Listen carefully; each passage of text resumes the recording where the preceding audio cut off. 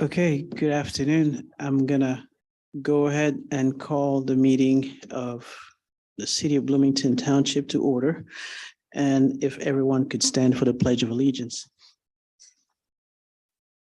Pledge allegiance to the flag of the United States of America and to the republic for which it stands, one nation, under God, indivisible, with liberty and justice for all. Okay, Madam Clerk, could you please call the roll? Trustee Walsh.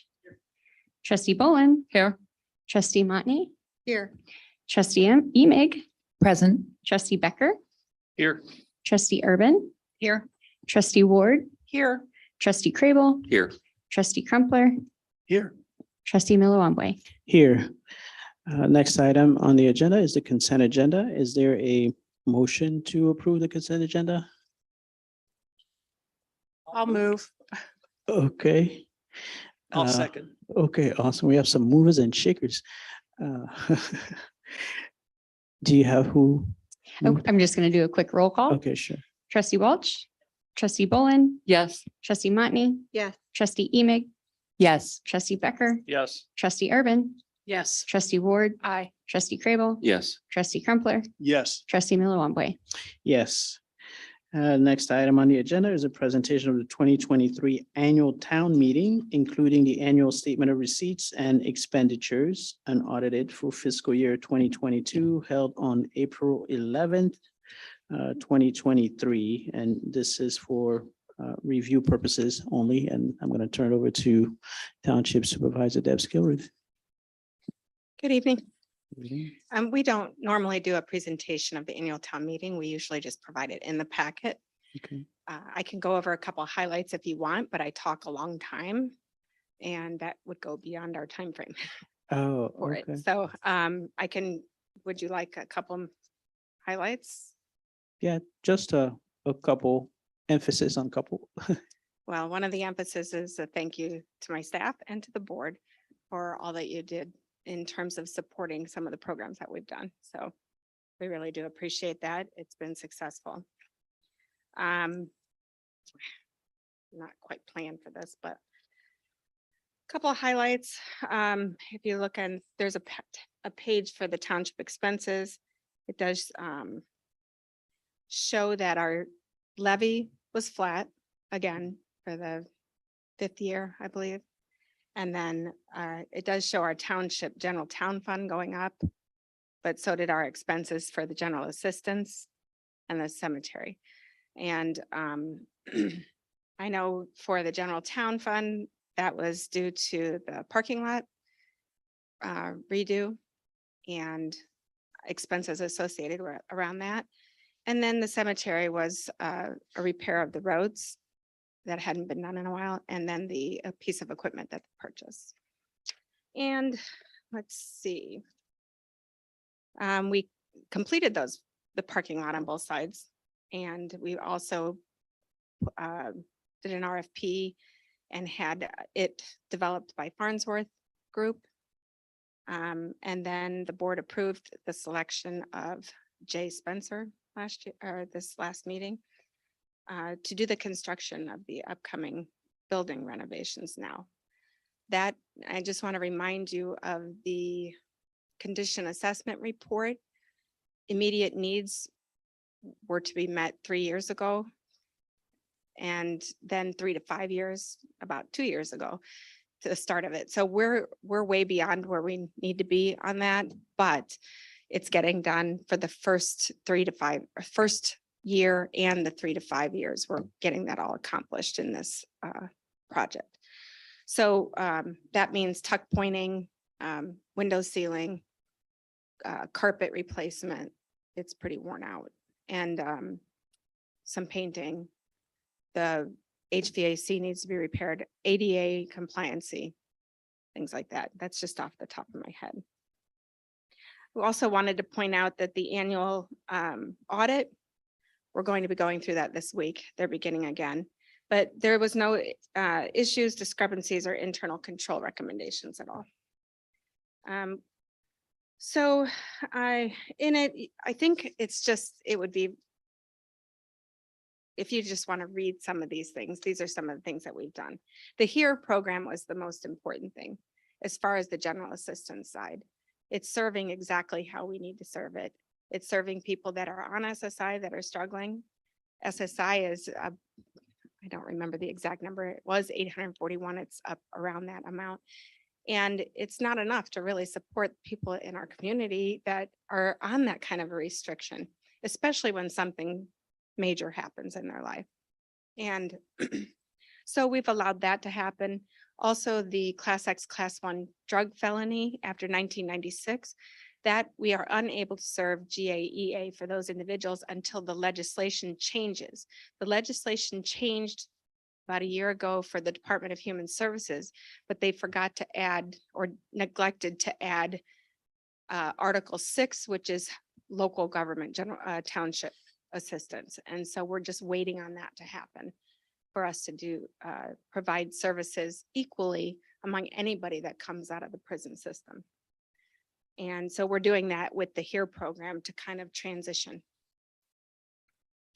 We served about 86 clients so far, although that's increased again. Every day we get new ones. So you can see on the township funding, we provide not only general assistance, emergency assistance, and the HERE program, we also provide grant funding to agencies in the community that we are able to serve by statute.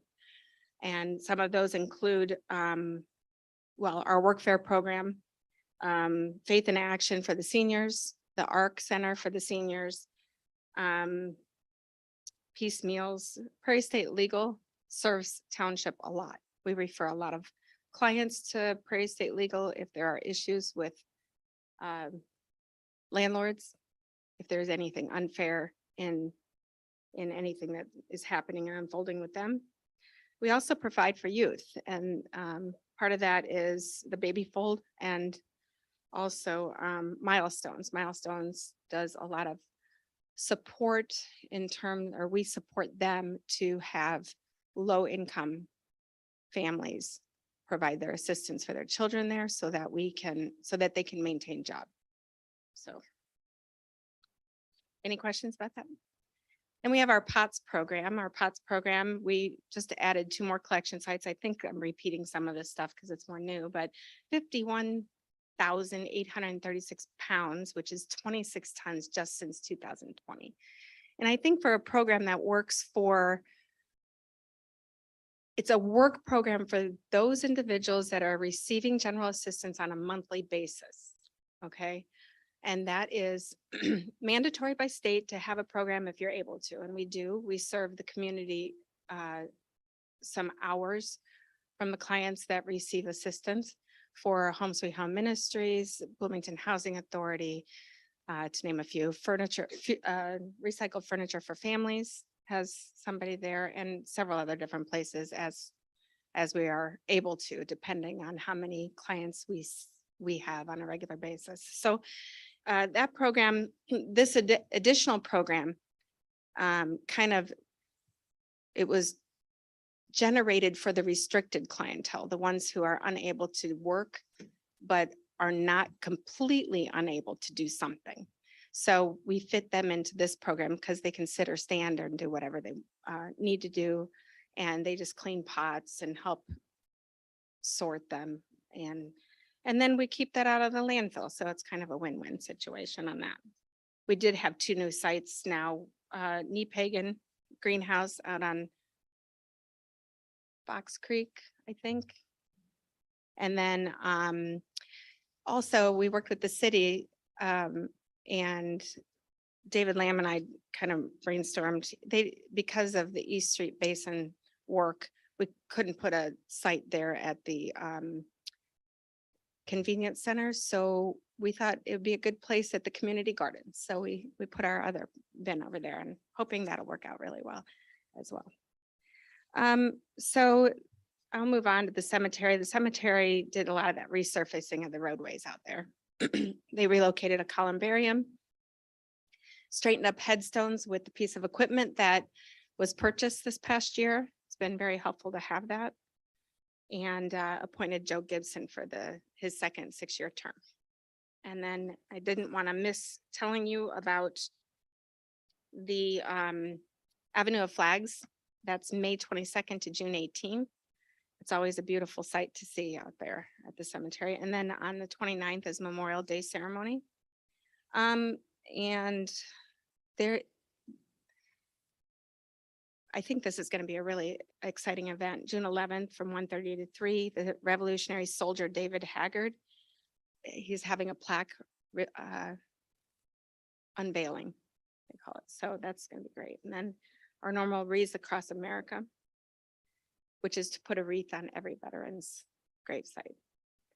Okay, so I wanted to share with you just some updates about some intentions going forward, some goals that I have in mind for the general assistance or all of township, excluding assessor goals because I don't know what his are. So I didn't mean that in a negative way. Okay, so we're going to continue to finish up this work, hopefully by October for the building and get that all situated. It's going to be a little chaotic between June and October, but we've minimized the moving by doing it in 2-phase versus a 3-phase so that we can do half the building at a time. The assessor's side has been gracious to move into our side and then we move into theirs and swap that out. So I'm still in the process of hiring a workfare coordinator. I've had little time to do interviews, but I've got to get that rolling pretty soon because the season starts at the end of April, beginning of May is when planting begins. And I want to make sure that we're prepared for that. I need one more rainy weekend and I think I'll be in the clear for that one to get that laid out. And then I'm supporting legislation with the class X class drug felony and making sure townships are aware of that and where it stands right now. And looking at doing a identity theft class for our clientele. And then do some walk-up shredding right then and there if we can, just to kind of show them that they need to be protected as well as everybody else in terms of privacy. One of the things that has to happen soon is working with local merchants. I'm in the process of working on changing the merchant services, which provides a benefit card to get groceries. That needs to be expanded. We need clothing for them as well. And so I'm switching merchant services soon to try to help them have some options in what they're needing. So, and then there's a couple other ideas in mind. That's like the comfort station for the East Street Basin. I don't know where the city I just talked to Tim Gleason, but I'm not sure where the city stands on if they're doing it or we're doing it, but I know Township can help support it. So, and then we've done a lot of outreach in the community. Some of the things I'd like to see is I'd like to see the SHIP program come in for a 1 day a week or during busy season to help with Medicare and Medicaid for seniors at our location, which is closer to where people can get to than the ARC. That's where they're housed right now. But if I can collaborate with them to do a 1 day a week. And also the same for, I'd like to develop, which means bring in a person that can work with what's called SOAR. SOAR is the SSDI, SSI, outreach, access, and recovery. It really is meant to support the marginalized people that come to the township with SSI application and process and follow up and so that they can get to their SSI faster than 3 to 5 years. Sometimes it takes even longer than that, but that way they're just getting the support that they need for it. And then the last thing I want to mention is complying with the Decennial Committee on Local Government Efficiencies Act, which that's a good segue into our next meeting, May 22nd. Be aware that we're meeting at 5 o'clock so that we can have that meeting first. That will encompass the new trustees. And that's another segue. I want to thank those Grant and I'm sorry, I'm using first names, Alderman Walsh, Alderman Emig, trustee. Trustee Emig, trustee Urban, and trustee Crable. Thank you for supporting Township the way you have. I think we've done some great programs and made some really good progress with serving our citizens appropriately. Okay. I know. Okay. Don't roll Trustee your eyes. Crable. Just a little more information, about the comfort station. Is that going to be a separate building? And sounds like you're working with the city on that. You know, it was just a brainstorming idea at one Wow. point, but I've. It's a good idea. Well, I've read my laws and duties handbook for Township, and it's one of the things that we can do. Okay. And so I brought it to the attention last year when we had a meeting. It was a webinar, I mean, not a webinar, a Zoom meeting or Teams meeting with some city people. And I'm like, do you have one of those available? Are you planning it in the plan? We can do this. And we can even have potentially our workfare clients clean it, Now, is that the best way to do it? Not sure, because our land is limited and it's also on a hill, a slope. But when I was talking to City Manager Gleason, I was mentioning just a little bit ago that, if we put it, I'm already designing where it would go, but put it at a lower level where the land is, that's still the city's, we can help fund it and they can support cleaning it. So Great, thank you. it's just an idea. Thank you. Mhm. And we're gonna move on to the next chapter, which is did you wanna? Oh, the annual, Yeah, the, I just have to present reports. it. I don't have to. no, go I'm over talking it. about the reports, the Oh. next item on the Oh. agenda. It's time for your regular report. Okay. If you have more. I to don't add. think there's anything that's extraordinarily different than what is usually out here. I've said most of it. Okay. No. Okay, think sounds good. Then we're gonna turn it over to Township Assessor Scudder. Good evening. I concur with Deb. Thank you for your support of Township to the trustees leaving. My report is all attached. It's mostly numbers. The synopsis of all the information is assessments. EAV has grown in the city, and early trends are showing that there may be multipliers added by the county again if we can't get enough adjustments on the township level as a citywide multiplier. And I'll just leave it at that. If you have any questions about the report, I'm available by email or phone call. Sounds good. Doesn't look like we have any questions, so thank you. Madam Clerk, do we have any public comments? We received no public comment. Okay, thank you. And is there a motion to adjourn? I'll make that motion. Okay. All those in favor signify by saying aye. Aye, we are adjourned. You have 10 minutes.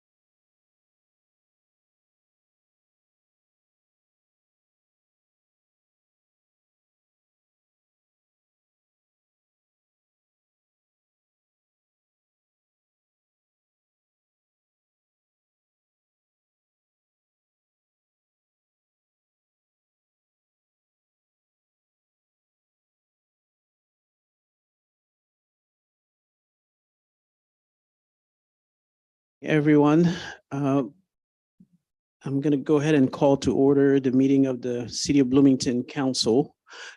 And if everyone could stand for the Pledge of Allegiance and remain standing for a moment of silence.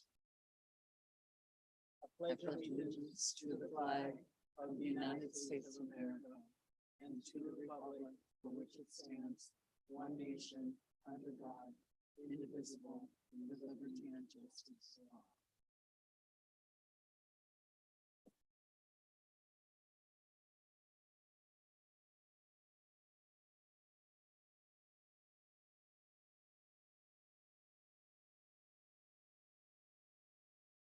Thank you.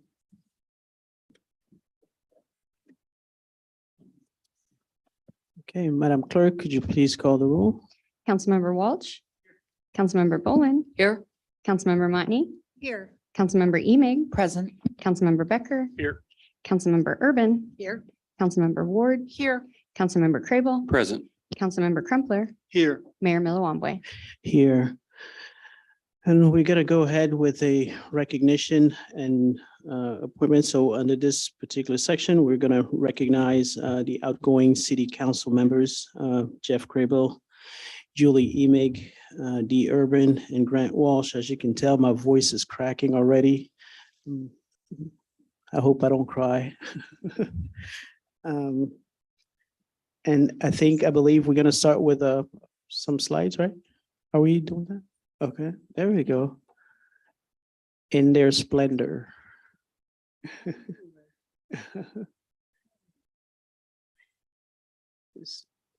we go.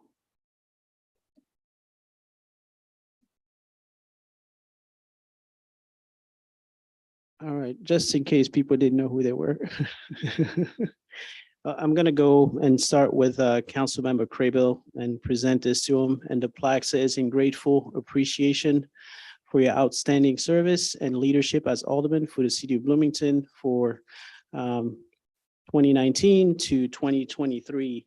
And and I want to add to that just briefly. I have appreciated your time on the council, particularly because you brought a legal perspective, being a trained lawyer, and I think having people coming from all all walks of life is always very helpful to the council. So I always found that you asked a lot of questions,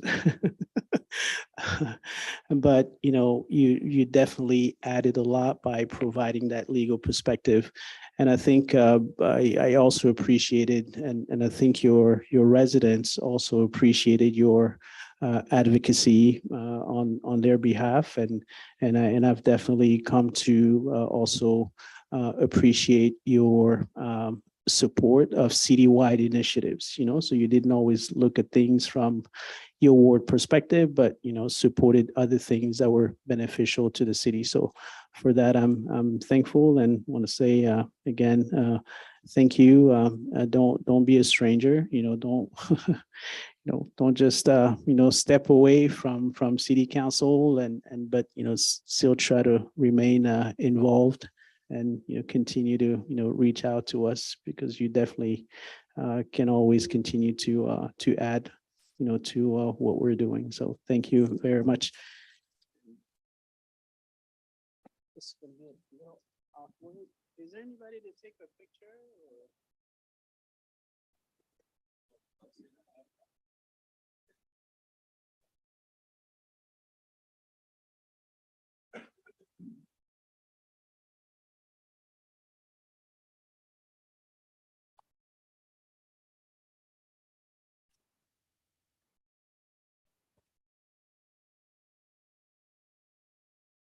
Okay. What is going on here? Okay, here we go. All right. I'm going to take them in the order that they're in. So the next one is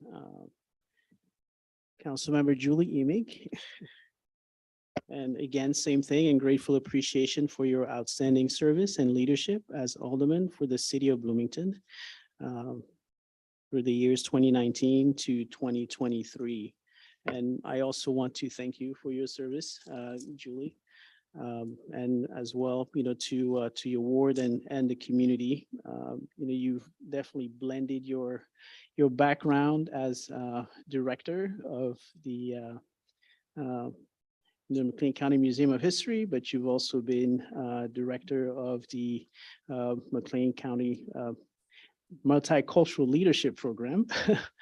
But also you brought, your academic background as well. So I always found, a lot of your positions to be very well researched. You brought that to us, and that was definitely very informative and very helpful to us. I know that this past year has been very challenging for you, but we definitely appreciated your commitment. And when you returned and seeing your term all the way to the end, so that I think you should definitely be commended for that, because we've been the beneficiaries of that. So we really appreciate that. Thank you, Julie.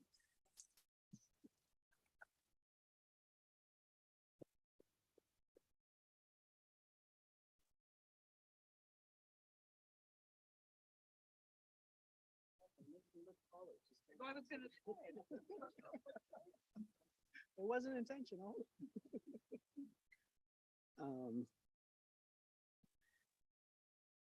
Okay, the next person is Councilmember Urban. And also want to thank you for your commitment to your ward and to the community. One of the things that I've always appreciated about you is how upfront and direct that you've always been, because we've never really had to wonder what you were thinking. And I think that it is a great quality, believe me, because I live with someone who's exactly like that, and I love it. So definitely, want to thank you for your service, and just like some of the others, one, you had spent a lot of time, here in city council chambers. So I found you to be very well informed and very quickly able to contribute once you were appointed. So that was extremely helpful. And also you have supported a lot of a number of citywide initiatives. And I think that's always helpful when we have council members who can do that, because although we represent, the council members represent wards, I think there's definitely a lot of issues that are citywide, and it's important to have people who have that broader perspective. So I want to say thank you, and really want to encourage you to do the same thing you did before you got on the council, is to come back and be an active participant to what's going on here, because we could definitely, you don't have to be a council member to participate. We could definitely use that. So thank you very much.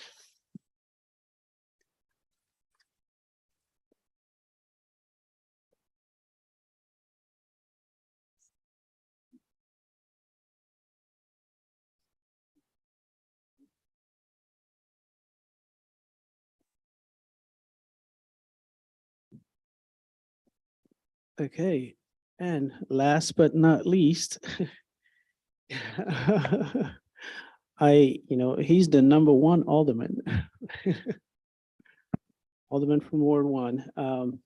So I also want to thank you, Alderman Walsh, for your service, and also to your service to your ward and to the community. We know that, outside of city council, you do have an extremely demanding job.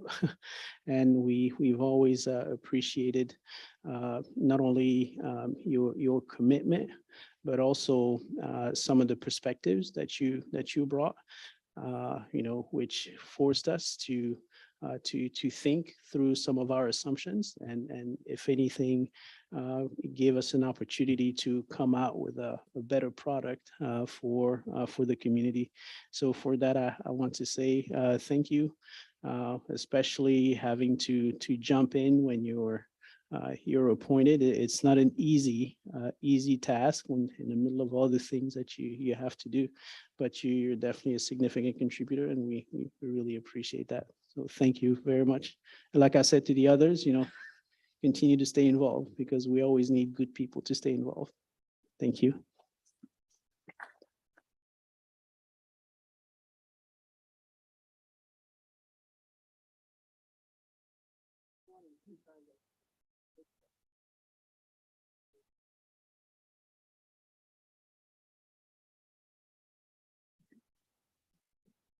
Okay, I managed to get through it without crying, which is awesome. If we could return to public comment when you're done. Oh, okay. It wasn't here, but okay. All right. Oh, yeah. Okay. All right. Got it. Okay, now returning to public comment. Do we have any public commenters? We received no emailed public comment, but we do have 4 people registered to speak.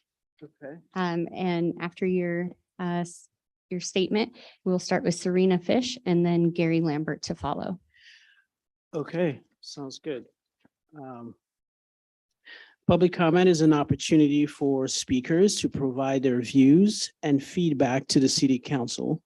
It's also an opportunity for the city council to listen and hear diverse points of view. To maximize the impact of public comment and show respect for the expression of all views, speakers should maintain civility and focus on city issues. Speakers must identify themselves for the record, but are not required to give their address. Each speaker is given the floor for 3 minutes, and the council does not respond or engage in debate. Any speaker that engages in threatening or disorderly behavior will be deemed out of order and their time ceased. Okay, go ahead. Hello, my name is Serena Fish. I live on the west side of Bloomington. I'm here just add on to what the mayor said. We were so grateful to get Ms. Urban as our replacement for city council after 1.5 years, almost 2 years of total chaos. So she stepped right in and she's been helping. She attends all the West Side meetings. She attends Miller Park meetings when we have them. And as the administrator of West Side Neighbors, I really appreciate her insight, what she's added to the neighborhood, and her total dedication that if you call her, she will return the call. If you fax her, text her, she will return and get an answer for you. And for that alone, whether you liked it or not, she was dependable. And I, as West Side leader, hope that the next person that takes 6 understands it includes part of the West Side, not just downtown. We're all important in this city. We all need representation. So I thank her from my heart for what she contributed while she, don't cry, what she contributed while she was in this position. Thank you very much. Thank you, Serena. Next. Right. Next up, we have Gary Lambert and then to follow Scott Steinling.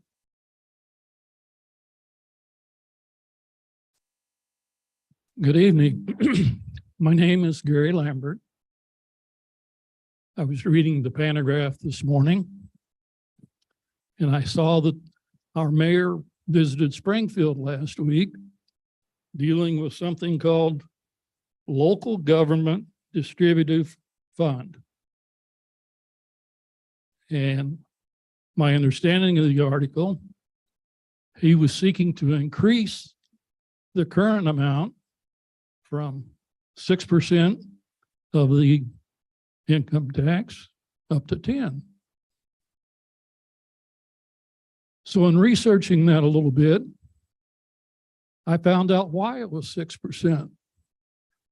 It was to gain city's support, not Bloomington specifically, some backroom dealing when they raised the income tax from 3% to 5%.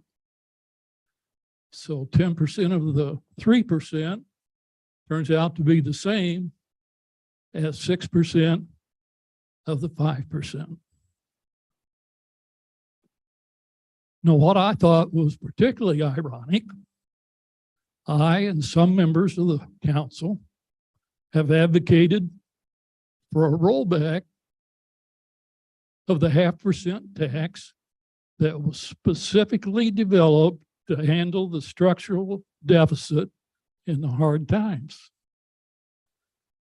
I thought, how ironic. Here's our mayor going down to Springfield asking for the very same thing, measures that were taken to handle cash flow problems of both governmental bodies. Near as I could tell, that revenue stream wasn't actually decreased. Now, I may be wrong on that. But I wish that you would give the same consideration to the taxpayers as you're seeking to obtain from the state of Illinois. Thank you. Next. Next up, we'll have Scott Steinling, and then last, Deborah Johnson.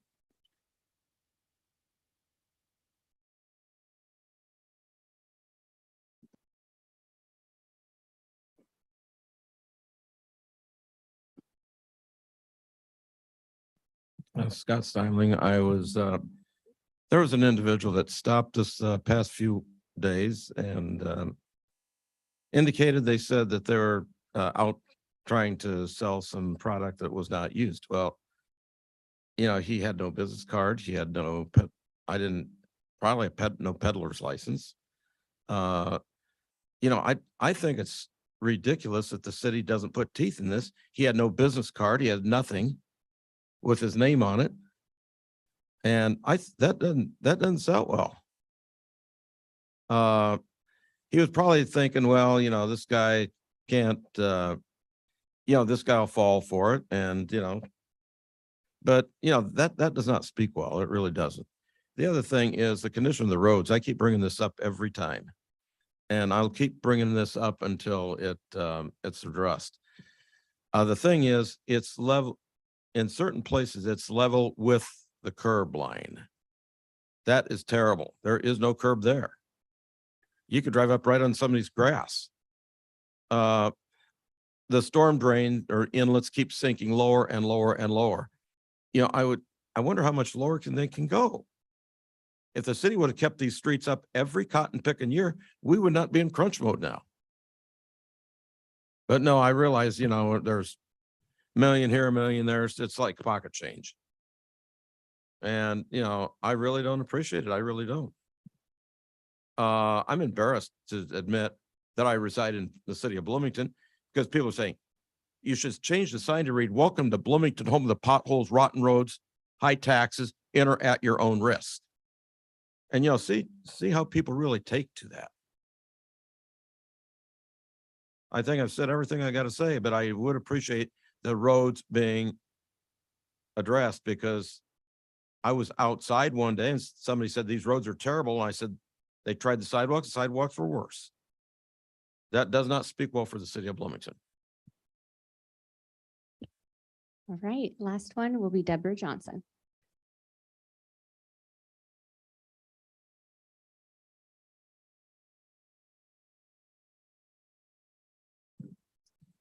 Hello, good evening. My name is Deborah Johnson. I live in Ward 4 and I have a business in Ward 6. And I'm standing here today because I am a retired educator. I have resided in the Bloomington Normal community for 45 years. never went home after I graduated from Illinois State. I stayed in this community. I got married, had my babies, and they've all grown. And I have two that still live in this community that are a vital part of this community, that work and pay taxes in this community. So I'm very proud of the Bloomington community. I am standing here before you today because I'm standing here for two reasons. One, being a resident of the Bloomington area in Ward 4, and also standing here as a business owner in Ward 6. I feel that my loyalty lies in two wards. And the reason why I'm so passionate about these wards is because I live in one where I pay taxes and I live and I have to worry about my trash and things like that. But I also work in an area that is on the west side of Bloomington. And I chose the west side of Bloomington because that area is a vital area. And I had a home in that area years ago, my husband and we've always loved that area. Now, I feel that because my loyalty lies in both of those areas, I just wanted to commend the two council persons that are council members of that ward. Thank you, Julie, for a job well done. And I know that you have not been here the whole year, but I do appreciate what you've done for my community. And I call it my community because after 45 years, I'm going to call it my community. It is my community. And I thank Dee for a job well done. I know it wasn't hard stepping into a position that you stepped into, but you have done an outstanding job. And I'm not saying that because you are a friend of mine and I only met you because of my business. I am saying that because you're a genuine, concerning individual. And I do appreciate that. By me establishing a business in the West Side area, I take a lot of pride in what I do, how I represent, and the things that I say about the Bloomington community. And when people say, oh, it's on the West Side, yes, it is on the West Side. Come and visit. And I would like to thank all of you guys that are leaving. You've done an outstanding job. And thank you for your contribution. And thank you so much for your time. Thank you. Thank you. There's no further public comment. Okay, thank you. All right, so now we go back to recognitions and appointments. Okay. So I think we have a proclamation now for Arbor Day as requested by the administration department. If I grab the right one. Okay.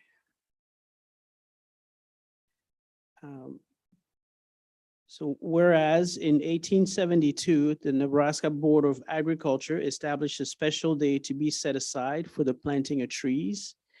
And whereas this holiday called Arbor Day was first observed with the planting of more than 1 million trees in Nebraska. And whereas Arbor Day is now observed throughout the nation and the world. And whereas trees can be a solution for combating climate change by reducing the erosion of our precious topsoil by wind and water, cutting heating and cooling costs, moderating the temperature, cleaning the air, producing life-giving oxygen, and providing habitat and wildlife. And whereas trees are a renewable resource, giving us paper, wood for our homes, fuel for our fires, and countless other wood products. And whereas trees in our city increase property values, enhance the economic vitality of business areas, and beautify our community. And whereas trees, wherever they are planted, are a source of joy and spiritual renewal. Now, therefore, I, Mboka Malambwe, Mayor of the City of Bloomington, Illinois, do hereby proclaim April 28th, 2023 as Arbor Day in the city of Bloomington, Illinois. And I urge all residents to celebrate Arbor Day and to support efforts to protect our trees and woodlands. And further, I urge all citizens to plant trees to gladden the heart and promote the well-being of this and future generations. Thank you. Thank you, Mayor. And I know you're a man of few words, but would you like to say a few I words? just, yeah, this is a great recognition. This is part of the Tree City USA requirement that you recognize this every year, which is our 36th year of getting that, which is really a community honor. Everybody from administration, council, parks administration, everybody in the community, the citizens all play a big role in continue to get us that Tree City USA designation. This is a part of that. And I'd like to invite everybody to come to Sheridan School this Friday afternoon if they'd like to at 1:30 p.m. We'll be doing a ceremony there with the fourth graders. So thank you very much, Mayor. Thank you. And I would add that, it's not just about the trees, with your department. I think Parks and Rec does a fantastic job of keeping the city beautiful. And many of the people that I bring here who come from other communities always comment of how nice and neat it looks, and it's appealing. And I We think- appreciate that very much. Thank you, sir. Thank you very much. And do you, don't sit down quite yet. You have your proclamation here. Picture.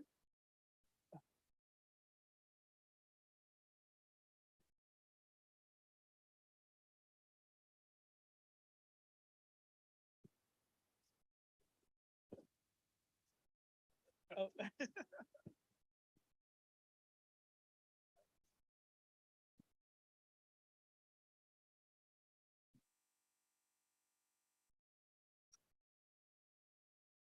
Okay. We do have another proclamation. And this proclamation is for Eid ul-Fitr. Is that right? Awesome day.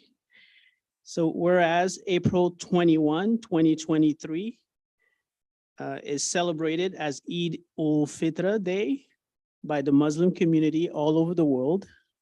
And whereas this Eid is a day of gathering by the people of Allah as He renews his bounties in them and distributes his blessing to his worshipers, while also calling on them to share their bounties with the needy. And whereas through the graciousness of the Islamic Center of McLean County, they have invited others of the community to witness the strength of their faith and to share their joyousness on this day. And whereas the strong and serious character of the families of the Islamic Center of McLean County have enriched the fabric of Bloomington through their faith, good deeds, substantial achievements, and commitment to the American values of life, liberty, and the pursuit of happiness. Now, therefore, I, Mboka Malambwe, Mayor of Bloomington, do hereby proclaim April 21, 2023 as Eid ul-Fitr Day in Bloomington, and urge all of our residents to recognize and respect the goodness of the Islamic faith and its people, to move beyond tolerance of others who may not share religions, and learn to accept and appreciate all people in the spirit of true brotherhood, to further build Bloomington's intercultural strengths. Thank you. Do you want to come up? Yep.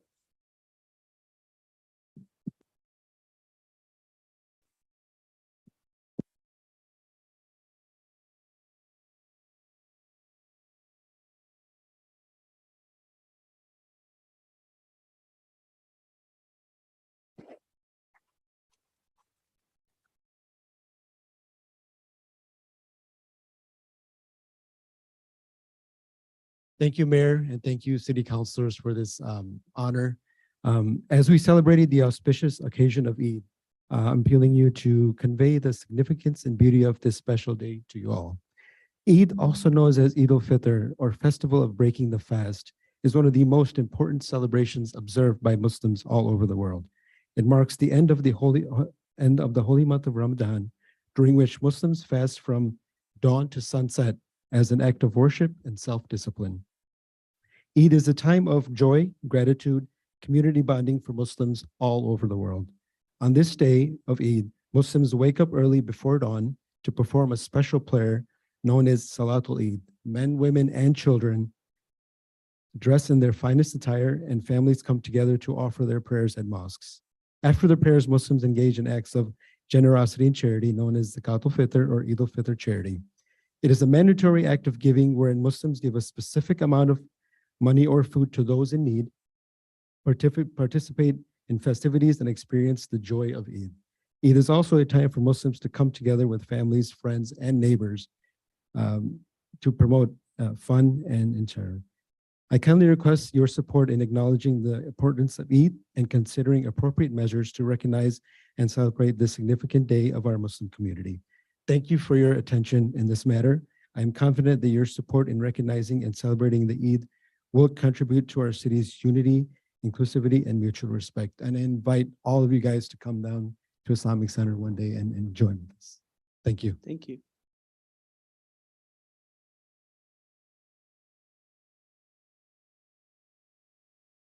Okay, I think we're moving on to recognition on boards and commissions, right? We have Emma Meyer to the Historic Preservation Commission. Sarah Lindenbaum to the Historic Preservation Commission. Ross Webb to the Zoning Board of Appeals. And the reappointment of Tom Krieger to the Planning Commission. And it doesn't look like anybody's here, right? Do we have anybody? No. Okay. All right, sounds good. Well, let's thank them for their willingness to serve.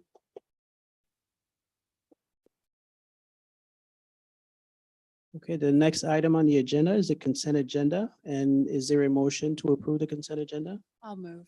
I would like to pull something first. Okay, which one? 7T is in Tom. T as in Tom, as in Tom Crumpler? That's right. Okay, I will second, one second. Okay. with the exception of T. Exception of T. Okay, sounds good. So we have the.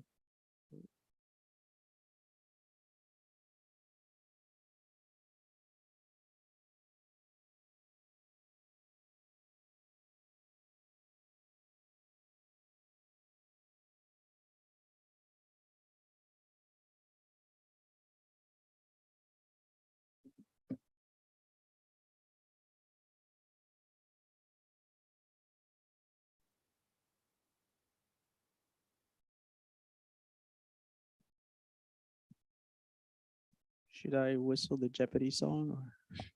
It's all ready if IT can put it up. It passed and there were no nays to announce.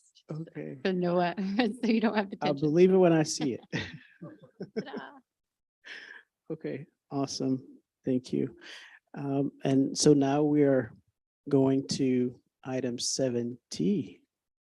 Thank you, Mayor, and this will be quick. Yeah, just I want to make an observation first, in looking through all these fees. We have fees for most everything, and I even noticed there's a fee for a kitchen sink. But the second point I wanted to ask Leslie about this. There seem to be some antiquated type of fees on here, and I know that you plan to be looking at that in the future, such things as mechanical music devices, bowling alleys, automatic amusement devices, and public dancing. So if you could talk about Yeah. that a little bit, I'd appreciate it. Yeah, happy to respond. So just as you said, we have a plan this summer to just really revisit all of our license, see which ones, are effective for our community. We will gauge the council as well before so that we can come with a prepared staff recommendation. But public dancing is one I'll just touch on really quickly. That one's one, it's kind of that footloose idea, like, what is that, But one of the things when you dig into it a little bit further is it gives you the city more of an option to come in and do inspections for things like stages that are built, and making sure that building permits were received and whatnot. So yeah, like this summer, we'll do an audit, involve council and staff, and come back with more to come. But this one is just about the schedule of fees. So we're just adjusting fees accordingly. Thanks. Thank you, Leslie. I move to approve item 7T. Is it Tom? Second. Okay, moved by Councilmember Criville, second by Councilmember Bolin.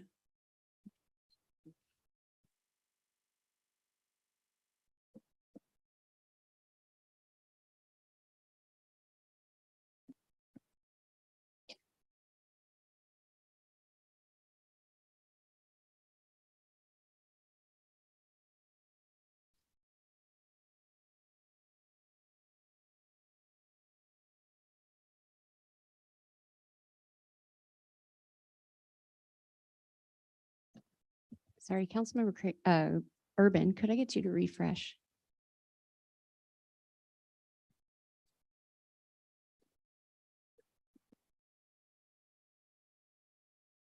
Okay, thank you. The item passes. There are no nays to announce. And we're going to move on to the regular agenda with item 8A, consideration action to approve a contract for the Machinist Lodge 1000 as requested by the Human Resources Department and the Public Works Department. And I'm going to turn it over to City Manager Gleason for some introductory remarks. Thank you, Mayor and Council, and to the community. This is a negotiated collective bargaining agreement. And just as a reminder, and I do this every single time that we bring a collective bargaining agreement before the council and sharing this with the community. It's a lot bigger than the document itself that we're setting at the table and negotiating. It's really about a relationship, a long-term relationship with our union membership that are an integral part of accomplishing anything that we do here within the city. And this is yet another example of that, where the Machinist Lodge 1000 and the administration team that negotiated this, they have ratified, and before council requesting approval is a 3-year contract. Another thing to note is this contract, the current one expires on April 30th. We've already got a contract that's been negotiated, ratified, hopefully approved this evening that will go into effect before the current one ends. It's very modest in terms of pay raises. You're finding the trend with the economic climate now, anything less than a 5% pay raise in any given year is considered modest. And the 3-year numbers were 3.5%. 3% for the second year, and then for May 1 of 25, 2.75%.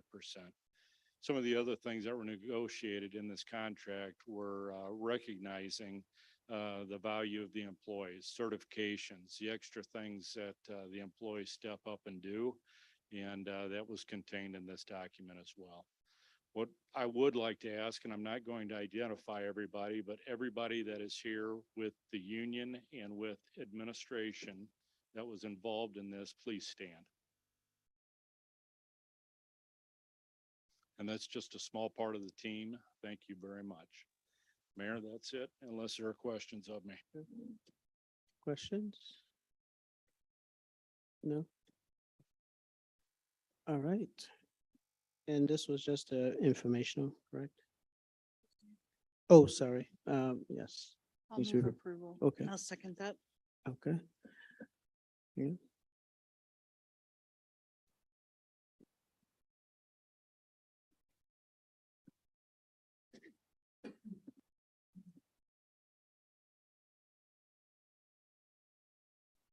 I know some people were probably sweating when I said it was just informational.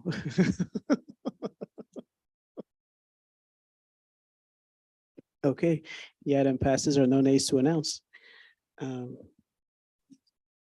Next item on the agenda is a consideration and action on a resolution approving 202 West Market Street as the location for Connect Transit's new downtown transfer station as requested by the administration department. And once again, I'm going to turn it over to City Manager Gleason for some introductory remarks. Thank you, Mayor and Council, and to the community. This resolution identifies the Market Street Garage location, 202 West Market Street, as the identified and selected location for the Connect Transit Transfer Station. This is a resolution. This is signifying that this is the intended location. before the next seated council are going to be a lot of decisions to be made regarding this very specific project. I do not want to downplay the importance of the resolution tonight, but there is far more to do regarding this development in the future if this is approved. This is a resolution, again, identifying this as the selected site that council supports this. This is consistent with the message that the mayor had at a press conference last year held out at the Connect Transit headquarters when we announced the EV vehicles. It also is consistent with a document, a letter that was signed by the mayor that council's aware of earlier this year that was sent and shared with some of the federal partnerships. And I just want to take the opportunity to recognize that the city appointments and some of the Connect Transit staff are present. If you don't mind standing, please. Thank you, Judy and Ryan and David Brady. Mayor, I have nothing else to add at this point, and will answer any questions that are asked. Sure. Councilmember Emig. Thank you. From the beginning, when we were all considering which site to support, honestly, I thought the Market Street Garage was the best, not because it's perfect, not because it's ideal, but because we have a real stake as being current owners of this location. We have a real opportunity because this garage is past its use, and we have continued to kick the ball down the road. I think if we start on the ground floor, we can build in and address a lot of the concerns in terms of ADA compliance, its location. There are opportunities now for mixed use development, for green energy. I think it just provides us with more options to go a collaborative route. So I'm really glad that this proposal is on the floor today, and I will be supporting it. Thank you. Councilmember Walsh and then Bolin. Thank you, Mr. Mayor. This resolution troubles me. It troubles me because what the council's being asked to do here is to support a resolution that this will be the site without any plan. There's no plan on anything that's been presented to the council of what's going to happen here, whether the city will own the site and Connect Transit own the building, whether Connect Transit will buy the site from the city. There's all these things that are not down on paper. What happens to the contracts that we have with businesses that have parking spots in that location that we've agreed to? And it seems to me that supporting something like this, so that Connect Transit, and I understand this is so Connect Transit can start to reach out and work on grants and work on planning and things like that.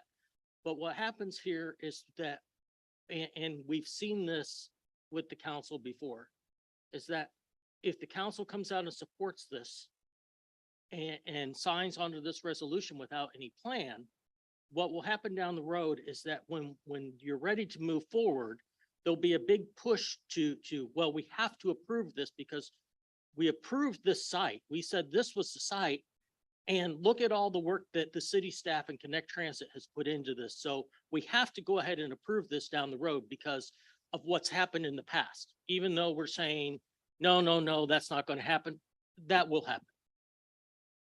And so it concerns me that we aren't doing our due diligence in approving this as a site for the residents and the citizens here of Bloomington without a site plan. We're saying this is going to be it. And council, you need to get on board, but there's no plan. So I cannot support this. Sure. I appreciate the comments, and I don't know that there was a question in there, but as communicated to the council in preparation for the resolution tonight, this is just signifying the support for this location. To your point and concern, there are many, many things that are going to come before the next council. Many of the items that you discussed, they have to. you know, it comes before this body to make those decisions on all the things that you mentioned. As far as the relationships and the impacts to all the users, that's my garage that is used the most in the downtown. I have got to make sure that those displaced users, the post office, all are taken into consideration, communicated with as we advance this. So point taken, and I'm confident that the partnership and the relationship that we have with Connect Transit and with the community, we're going to make this happen. Thank you. I think I have Councilmember Bolin, Ward, and Crumpler.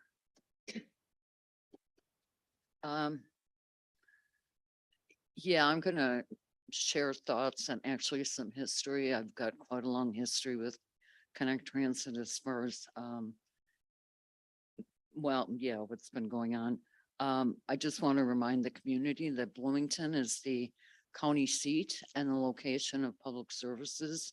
I've always advocated for the rider dependent because those are the most likely to need public county services. And I do believe that providing convenient, reliable, accessible service for the rider dependent will attract the rider of choice. While I was elected and re-elected to serve the residents of Southwest Bloomington, it's also my responsibility to assess what is the best interest of the entire community. I do my best to be informed and thoughtful prior to committing taxpayer dollars. And as a metaphor, I don't dive into an empty pool. I want to make sure it's full. I need to have the details. I have received feedback from downtown business owners and citywide residents. Some of them prefer the Market Street. Some of them prefer to have near government services. Some don't even want a transfer station at all. And I'm trying to weigh all the input. I've attended the Illinois Main Street Conference where downtown parking was discussed. And I'm also an advocate of Strong Town's philosophy, which does talk about fiscal sustainability and parking as important to economic development. And some people compare the project with the town of Normal. What I say to that is that the town of Normal transfer station is connected with Amtrak train, which is a totally different set of circumstances. And it makes sense to have a bus station with a train station.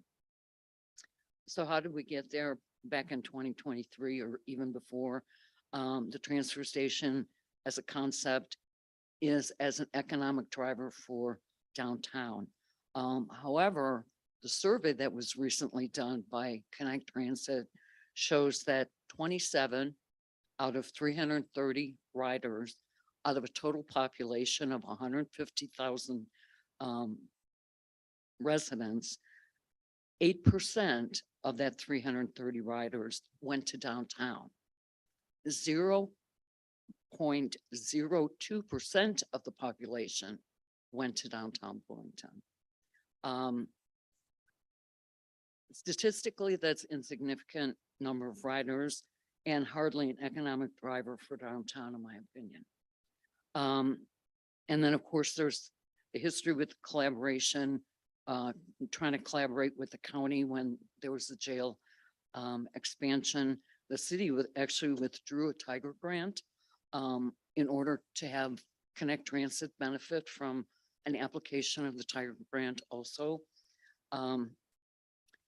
There was also the downtown task force that wanted to combine the library with Connect Transit at the Market Street location. That went contrary to the library's board desire to expand at the Olive Street location. And then, of course, Connect Transit did hire a consultant and came up with their 3 top locations, C2E, Pantograph, and Market Street Garage. They chose the Pantograph as their #1 choice, but this sounds harsh, but without due diligence, it turned out that that was not the best spot after all. So there again, there's further delays. The grant, the use of the grant is eminent. This is one of the reasons why we have to vote on this resolution so that Connect Transit doesn't, will get the benefit of the federal grant money. In addition, the city has spent $750,000 in downtown streetscape plan. And I'm really concerned about congestion and the effect of having that transfer station in the Market Street location. It should have been replaced long ago, 15 years ago. Previous councils had asked to have it replaced, but for whatever reason, financial limitations, it did not go forward. And I'm not exactly sure how much it would cost for the city to replace it on its own. But if it is 15 million, that would be 500,000 per year to pay off the bond. The garage can be used 365 days a year, 24/7, and generates revenue. And if you compare that to the water park costs 15 million, but that is not used 24/7 or 365.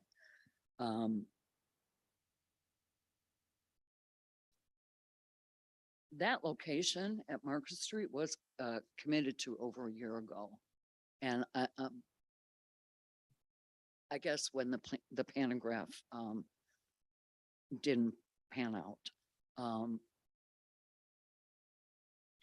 For these reasons, I really can't support this. As an advocate for the rider dependent, I think that having them go directly to the south side of town in order to take advantage of not only the public health department, the law and justice center, but also the hub and the county. So I will not be supporting this resolution. Okay, thank you. I think we ran out of time here, so we need to, I'll move another 5 minutes, 10. 10 minutes. I'll second that. okay. Okay, roll call. Councilmember Walsh, Yes. Councilmember Bolin, Yes. Councilmember Motney, Councilmember Emig, Yes. Councilmember Becker, Councilmember Urban, Yes. Councilmember Ward, Aye. Councilmember Crable, Yes. Councilmember Crumpler. Yes. Okay, thank you. I think, could you, City Manager Gleason, speak to the cost of replacing the garage without the federal money? Thank you, Mayor. Actually, I should have commented to that, and I appreciate Alderwoman Bolin bringing that up. The community knows that the Market Street garage, we've been putting Band-Aids on this garage for the past couple of years, and it's been the right thing to do, even though they've been costly at times. But you know, to hang on until a well thought out plan is decided upon. You know, what's been running parallel to that decision is a transfer station location in the downtown. And I'm going back a few years. But then as we emerge, you know, this evening, that this is the intended site, or at least that's the staff recommendation, we find an opportunity, to be quite honest.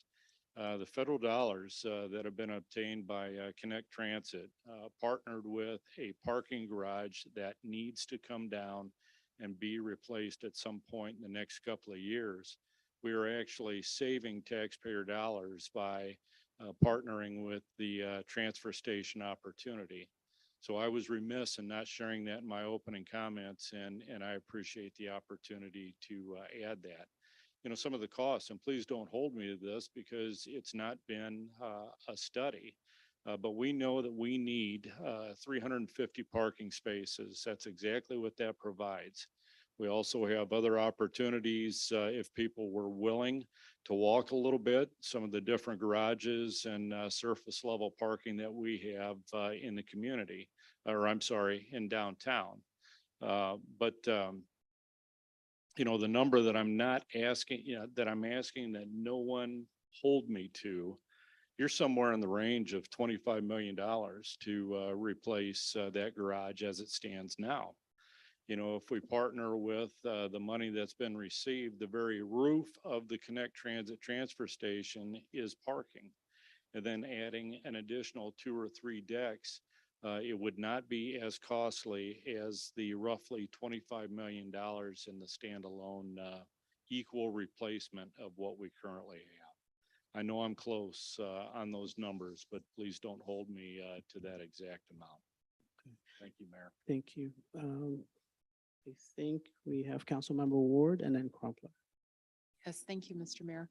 I'm going to move approval of this, and the reason that I'm supporting this is because I believe that it would be fiscally and frankly, ethically irresponsible not to.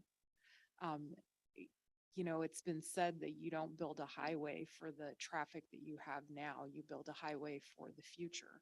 And I would argue that you build a transportation system, a public transportation system, not for the ridership you have today, but for the ridership you want in the future. And that, as has already been discussed, is a fiscally responsible thing. I voted against the work on the Market Street parking garage, along with Councilmember Walsh, and I can't remember who else, I think Councilmember Urban, because it felt like kicking the can down the road for something that was basically throwing money away.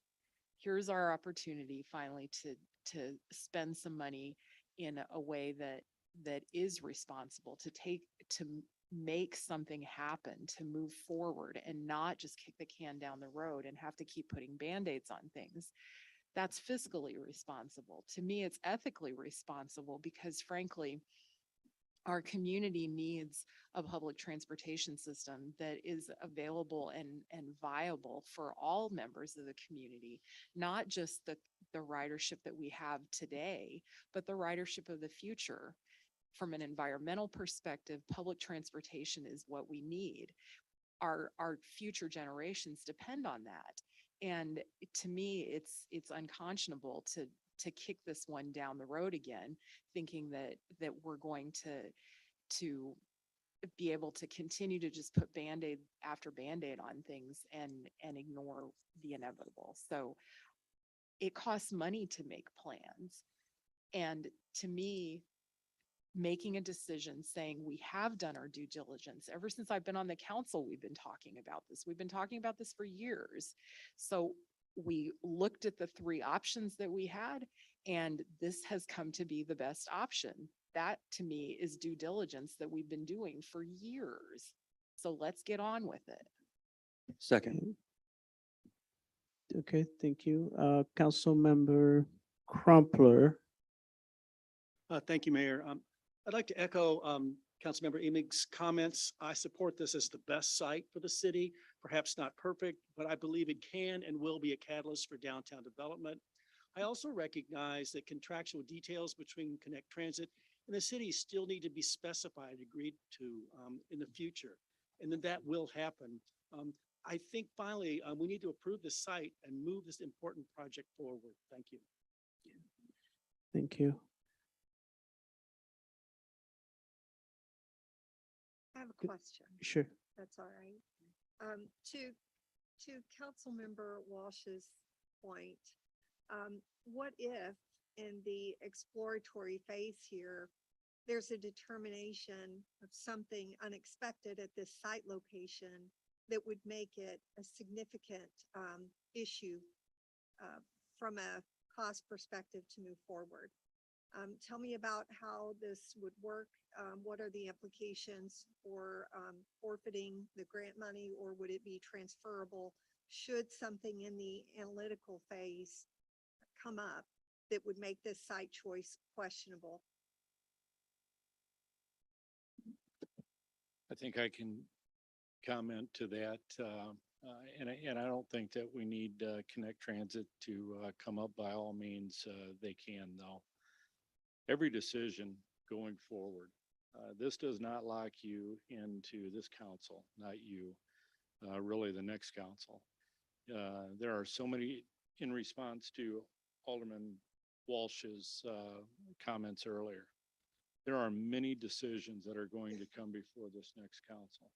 So the control, if you will, if there are concerns or if the costs are far more than we feel, we're, I don't know, something that the community can bear in a partnership with Connect Transit, that's something that's to be decided. Also, it is incumbent on me, my staff, the relationship with Connect Transit, that we keep the community informed, that we keep the elected officials informed. We're not just going to fast forward to roughly this fall and have a design plan that comes before council. There's going to be community conversations. There's going to be the 3-on-1 conversations to share this information so that this council is on firm ground to make those upcoming decisions. Now, as far as the federal funding, it's one where the clock is ticking, but we're in no rush to make a bad decision at all.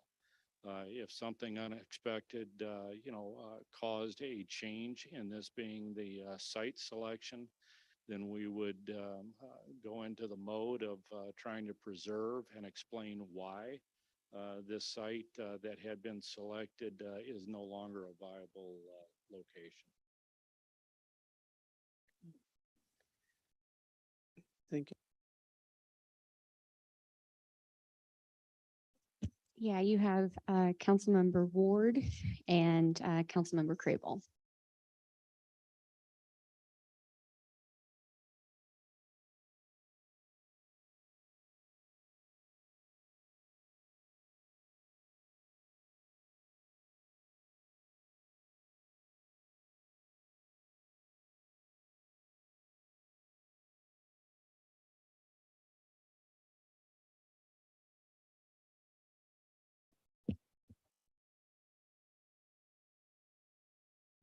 The item passes. There are 2 nays to announce. Councilmember Bolin, Councilmember Walsh. Okay, thank you. And now we're moving to item C, consideration for approval of the Americans with Disabilities Transition Plan as requested by the Administration Department and City Manager Gleason. Thank you, Mayor and Council. Last week at the Committee of the Whole, this was a presentation by Michael Hurt, our Diversity, Equity, and Inclusion Manager for the city. Tonight, as promised last week, this comes before council for adoption. Before I turn the floor over to Michael for a brief presentation and taking any questions, comments from council, I want to share that this has been in play in the works for the past couple of years. Something that staff recognized needed to be updated. Alderwoman Ward emphasized the importance of this in a council initiative a couple of years ago. And when this was first presented back in December, we saw an opportunity. It was actually Alderman Crable's comments where we had an opportunity not to go back to the drawing board, but to expand what this offering was. So very proud of this document that's come before council tonight, and going to turn the floor over to Michael. Good evening, Mayor, City Manager, and Council. The approval that we're requesting for the Americans with Disabilities Act, we think it meets what the city's intent was to make sure that our residents who have disabilities have access to all of our city facilities, to all of our city services, activities, and programs. On also that it will make accessible our parks, playgrounds, swimming pools, everything that is open to the general public. So that is our request for this evening for your approval. And any questions, I'm hopefully prepared to take them. Councilmember Crumpler first, and then Yes, thank you, Mayor. Crable and Ward. I would we should be proud of bringing this American with Disabilities Transition Plan forward. And I want to thank Michael and his staff for bringing this before council. You know, right now, when you open the document after the title page of the table of contents, what you see is a glossary. Glossaries are important. But I believe we need to celebrate this important step toward improving ADA compliance in the city of Bloomington. Therefore, I make the motion to approve this American Disabilities Transition Plan, and I propose that the mayor compose a short introduction to this plan that describes the work and the community input that went into this plan, that we are excited to bring it forward in 2023. And we know as a community, we are not finished. We have a lot of work to do. We have a lot of work ahead of us to be a truly accessible community, and we are committed to that path. Thank you. Well, Second. that was an emphatic motion. Thank you. And you show a lot of faith in my writing. Okay, so we have a motion by Councilmember Crumpler and second by Councilmember Craybill. Are there other discussions? No. Go ahead. Thank you, Mayor. And again, thank you, Michael. I appreciate your efforts on this, and it's gone through a number of iterations, and you've always been at the ready to make those, including bringing more people to the table. Going out to places, talking to people to see what's needed in the transition plan.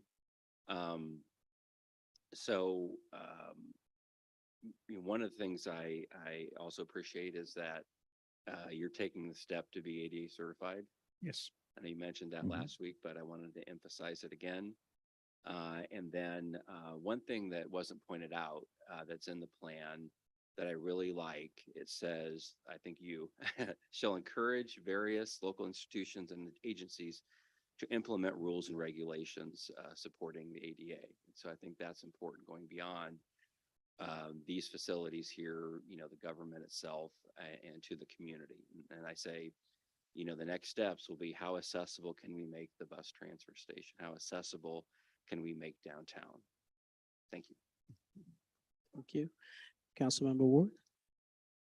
I also would like to weigh in and just say thank you for your work on this. I know that this has been a heavy lift in the sense that this is something that has been languishing before the city from way before you were here, way before I was here. This is 8 years in the making, that we had a draft sitting there. And so I am so grateful that we are finally getting something done. So thank you. Well, with that, I think we should thank you, Michael, for the work that you've done. It's something for us to be very proud of as someone who travels to many other countries. And I can tell you that this is, we are really, pushing the envelope in a way that I haven't seen in other places. And I think that's very important. It's something that we can take for granted until you travel to other communities, particularly outside of the United States, and you come to realize, certain communities that you would think as being forward are not in that area. And I'm not going to name names, but from what I've seen, I mean, in places where there is just, stairs and stairs and stairs, but, not accessible to other people. And I think that's something that we should be proud of in Bloomington, because we do quite a bit in order to address the various needs that people have. I remember hearing on the radio about this partnership that the city is having with a group, the name escapes me, but to work with folks who are on the autism spectrum to become certified, as city staff. And I think that's another example of some of the things that we're doing and where we show really care for members of our community. So definitely appreciate the work that you've done. Thank you. Thank you, sir. So I think we're ready to vote, it looks like.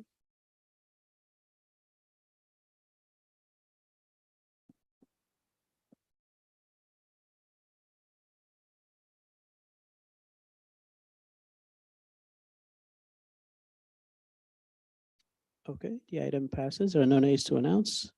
And we're gonna keep you here, all right? And we're also gonna ask you to give the finance report. We're all good. Yeah.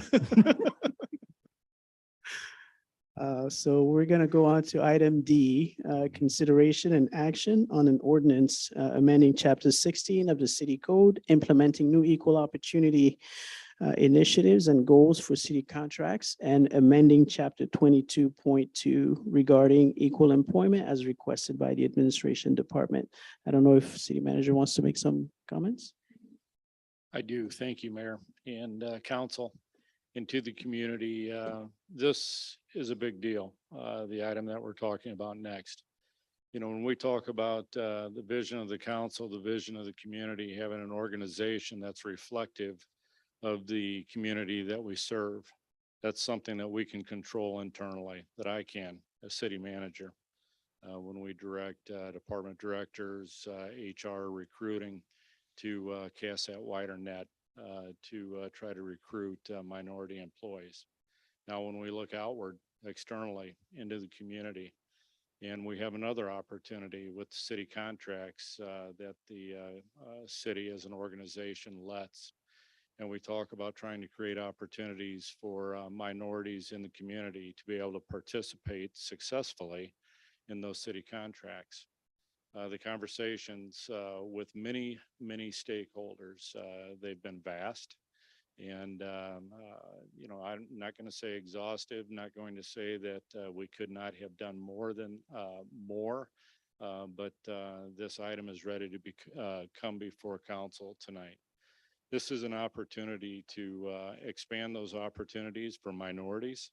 This is not something that is financially impactful to some of the businesses out in the community that have a relationship with the city and, you know, take the city contracts. This is a step. That's the requirement. That's the expectation of the city, is that you try to employ minorities at different phases of whatever the project might be with the city. And if those opportunities are not out there, then at least you've tried. It's a trust but verify opportunity with city staff. You have Michael Hurt, his team, they're going to be there to assist the businesses to try to create and expand these opportunities with this MBE. And I think it's long overdue for a community this size, you know, compared to other communities that we have. But you know, I guess I'll be the one that was remiss in that, in not calling for this before. We've done this in other communities that I've served, and I guess very proud to say the day is here right now. Michael, any additional comments? Just a couple, city manager. To me, this is another continuation of our efforts at inclusion. Those minority and female individuals who own their own companies, those who work in the particular trades. This is an opportunity to expand the city's largesse in terms of including them on our city-funded, especially construction projects that are over $50,000. There were concerns, I understand, some individuals voiced that since the city of Bloomington will be fishing from the same pond as other cities, other state contracts and federal contracts in terms of trying to find females and minorities to fulfill the tenets of these contracts. What we wanted those entities to understand is that we intend on walking side by side with you to assist you in any way we can to help these companies fulfill the tenets of the contracts that we let. And also, our office will be there to verify that, yes, Company C really went to the wall to find these individuals, but at the time the project was let, no one was available, but they made an excellent good faith effort, and that is all we're asking them to do. This proposal is heavily dependent upon a partnership between the city, walking alongside our contractors and our contractors providing that good faith effort to help us with our diversity and inclusion project. Thank you, Michael. Councilmember Crable. Thank you, Mayor. Again, thank you, Michael, Mhm. for all your work on this. It's definitely needed. A couple weeks ago, the state put out a study, first of its kind, I believe, looking at minority-owned businesses, assessing what minority businesses look like. Black-owned businesses are generally extremely small. A third make less than 10,000 in revenue a year. And only a third have capacity to add an employee, and that needs to improve. And I think this is a way it can improve that. I do have a couple of questions. There is going to be a database, Yes. but will there be a certification as part of that, as I believe other cities that have this type of program have? Yeah, we're going to contract with a company that will do all of our compliance work for us in terms of verifying the status of the companies that we have in our database. As we talked last week, there's no way the two of us can do all of that. So this company, as a matter of fact, they're used by 4 of our sister cities to do the same work. Excellent. Mhm. Is there going to be a fee for a minority-owned business, a women-owned business to be on this list? We hadn't talked about a fee. We don't think that's Don't something we need need to up talk about front. it. I think it's fine. Thanks. Also, I wanted to ask about grants. So there was as part of this, right? It says, grants can be excluded, but and I'll just put a shout out to Kelby Cumpston, and he always comments on our agenda. Very, very helpful, and he's been especially helpful in describing this and how it works in other communities. But he says grants a lot of times, especially from the federal government, require this type of thing, right? And so if a grant, I mean, just because it's a grant doesn't mean that these things won't apply. And sometimes it'll be helpful that we have these things in place for a federal grant. Would you agree with that? Oh, absolutely. I mean, when we said grants, we didn't paint all grants with the same brush. Some of them do require, they mirror the same requirements that we have. But there are going to be a few that will be very specific about what they want in terms of fulfillment of it. So we'll just have to work with that. But I'm with you. I think the majority of the grants that we get will have an equal opportunity component to it. Excellent. And just these final comments, I think this initiative helps us show our community and visitors what's important to us, what we value. These initiatives not only benefit the individual companies but also the community as a whole. The more that each person can contribute to our economy, the better we will be as a community.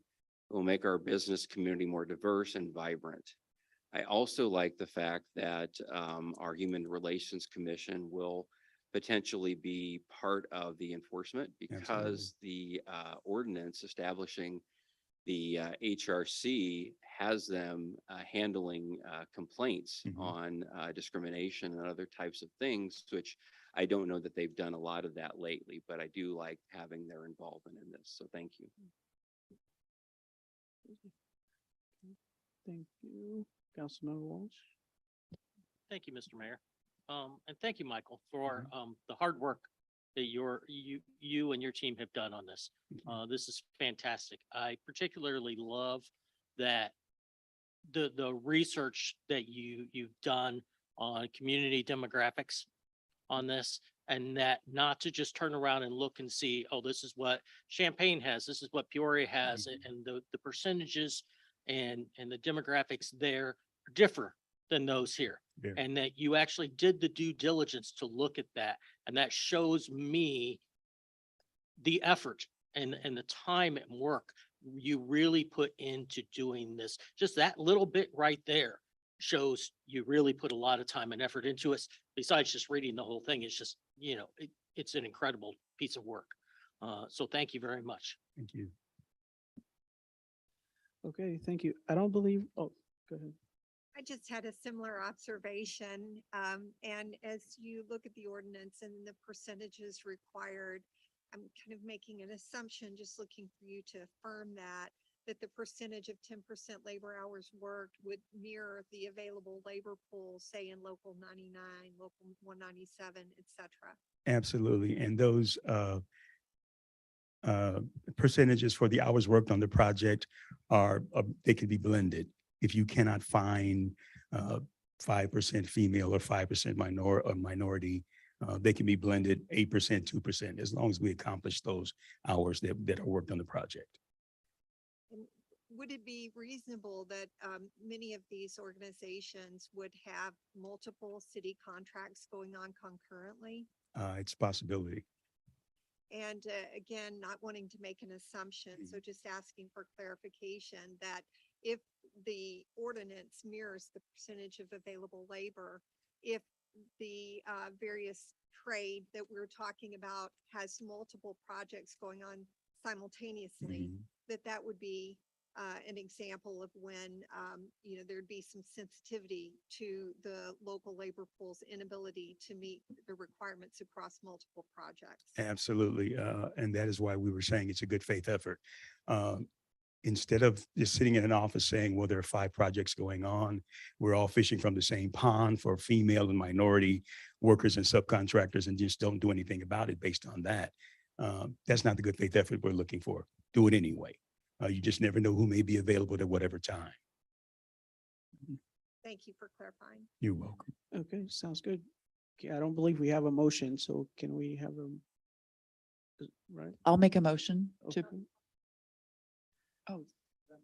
No, that was before. I'll It was so emphatic that you I'll remembered it. make a motion to approve as presented. Okay, so motion by Councilmember Emig and then second by Councilmember Ward. Okay. And you go ahead and vote.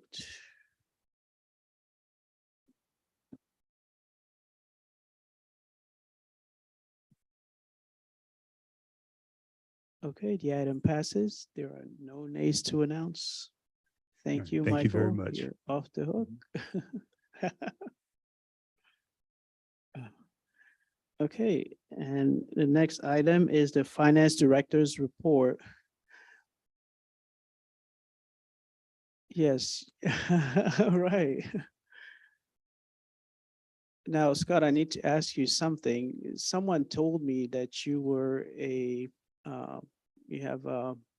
skilled in Taekwondo? It's one of those martial arts, yes. Yeah. Used to be anyway. Okay, Aging- okay, Aging awesome. martial artist.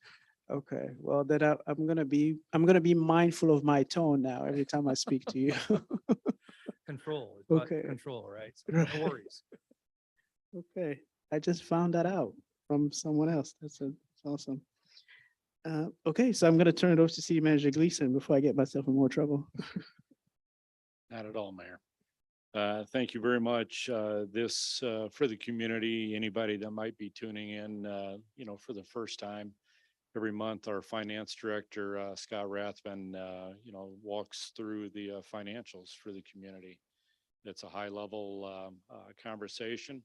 And sometimes council has follow-up questions that he's always very prepared to respond to. But this has become something that's very welcome and expected. And a lot of people enjoy this. So that's what I'm hearing, Scott. And I have for about 5 years now. Thanks. Thank you, City Manager Gleason, Mayor, Council, Community. We're right on the cusp of the year ending. However, the year is not ending. So I've mentioned before how sales taxes lag considerably. So March, we're in the 11th month. You're going to see the 92% trend review. We're 92% through the year, yet we have 3 months still to be recognized for sales taxes, 2 months for some of the local business taxes. And then, of course, we'll be receiving invoices over the next several months pertaining to this past fiscal year. So we're still in the fiscal year. We'll be doing this April presentation for the next several months. Typically, we run through the summer doing the review of the prior year until we move to the current year in August for FY24. So you're going to be seeing this March 31st, but then turning to April for several more months. Next slide, please.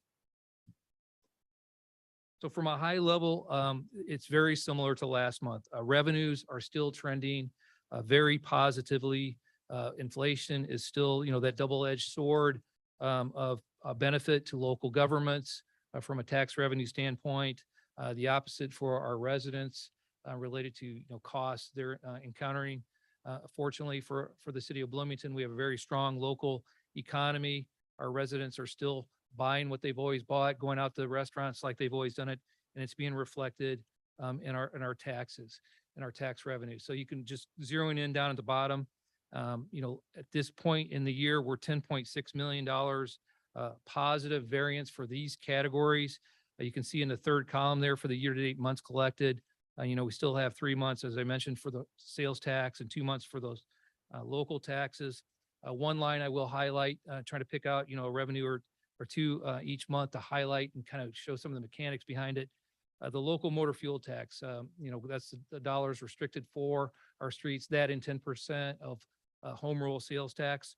We budgeted 4.1 million. You can see the year-to-date variance is a positive $10,000. So that is really pretty much leveled off right at that $4 million range. That's what we budgeted for FY24 because it looked like it was slightly declining. We were kind of watching, the new truck stop or whatever you want to refer it to, in normal, whether or not, that would cannibalize or, some of our activity. But so far, we haven't really seen that. Revenues from prior year are still up a bit, but right there at that $4 million per year is what we're looking at. Next slide, please. And then the general fund. We spent a lot of time talking about the general fund during the budget process. Our largest fund, half of the citywide budget. The tax revenues fund primarily this fund. This is where the police, fire, public safety, parks, rec, administration, economic development, engineering, that paid from this fund. So just the one thing I'll highlight on this revenue exhibit, that ties into the previous exhibit is that in the projected budget adjustments, we're showing $14 million over budget, for the projection for the year. So we have the projected year end of almost $107 million. I discussed during the FY24 budgetary process. I think we were like a little bit over $13 million in our projection then, that we only really budgeted about a third of that into FY24 as a positive variance. So still, I know I'm mixing my comments up between 23 and 24, but we're kind of at that stage of the game now. So we still feel the revenues will trend higher into 24, but not at that $14 million pace. We want to be conservative going into the fiscal year next year. So just about a third of that, about $4.9 million we captured in FY24 as up from FY22's budget. Next slide, please. General fund expenditures. A couple of things to highlight here. Capital expenditures, you can see that we're projecting that to come in $1.6 million under budget. And then the projection notes reference $2.5 million encumbered. So to highlight this exhibit and the way it sort of works, you have the year-to-date column. Those are the actual expenditures.